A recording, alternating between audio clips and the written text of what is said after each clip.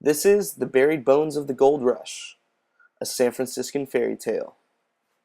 Today we'll be talking about the California Gold Rush. However, we won't be discussing gold. The stars of today's story are the shipping vessels that were used to transport passengers from all over the nation to what is now known as San Francisco Bay, or formerly Yerba Buena Cove. It all started with James K. Polk. He addressed the nation on December 5th, 1848, confirming the rumors that free gold had been struck in California. This posed the question, how do we get there? The only two methods of transportation known were by stagecoach or by shipping vessel. This led to merchants needing to advertise within the media. They used advertisements such as this for a line of stagecoaches, clearly depicting the risk of ocean travel. However, this boating advertisement lets you know the capacity of the ship, how fast it goes, and how close it actually gets you to the goal. These type of advertisements eventually led to the induction of clipper cards, a smaller form of advertisement geared towards a certain ship. These ships were meant to be the fastest in the world, each depicting their own unique artwork and information about their previous travels. Each card would tell you the amount of days it took on their last voyage to San Francisco. In addition to information about their voyage, these cards became very collectible because of their aesthetic look. However, this last card, the Andrew Jackson, depicts the fastest travel time in history, 89 days from New York to San Francisco. These cards are still in circulation today, just in a different format. They're used by everyday commuters in San Francisco every time they hop on BART. These cards fueled so many passengers to use boating as their main method of transportation that after 7 months on board, the draw of gold was so fresh in their mind, everyone got off board. They abandoned the ships in Yerba Buena Cove, causing a huge problem. However, this would actually be the solution. The main problem posed to San Francisco during this time was overpopulation. Since the introduction of gold, the amount of passengers that would show up every week was too much for San Francisco to handle. Now they did not have enough structures to support all the inhabitants that were coming to settle on their land. This created another problem with Yerba Buena Cove.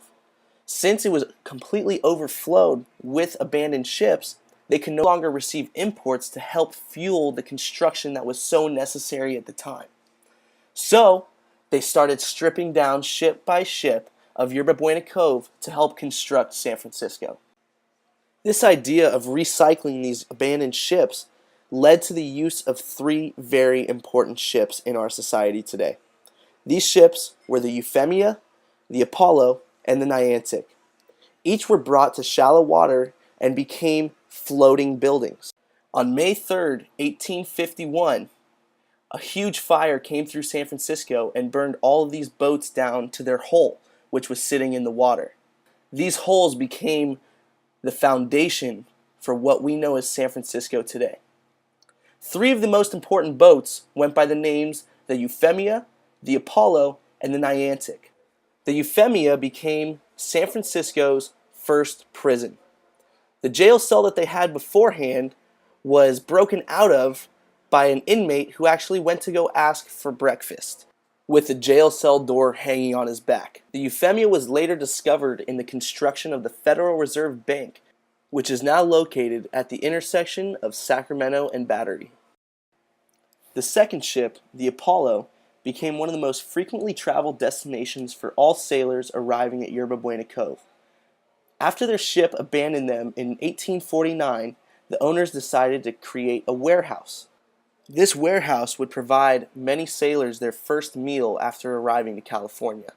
As well as the Euphemia, the Apollo was discovered during the construction of the Federal Reserve Bank. However, now on top of it stands a building called the Bentley Reserve, a conference hall for high-level executives and associates. The last boat, the Niantic, is actually a certified historical landmark. On the plaque where the hull sits, it reads, "The emigrant ship Niantic stood on this spot in the early days, when the water came up to Montgomery Street. Converted to other uses, it was covered with a shingle roof with offices and stores on the deck, at the level of which was constructed a wide balcony surmounted by a veranda. The hull was divided into warehouses entered by the doorways on the sides.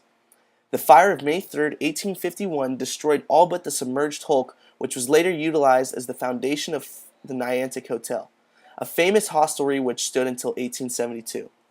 This tablet was placed by the Historical Landmarks Committee of the Native Sons of the Golden West September 19, 1919.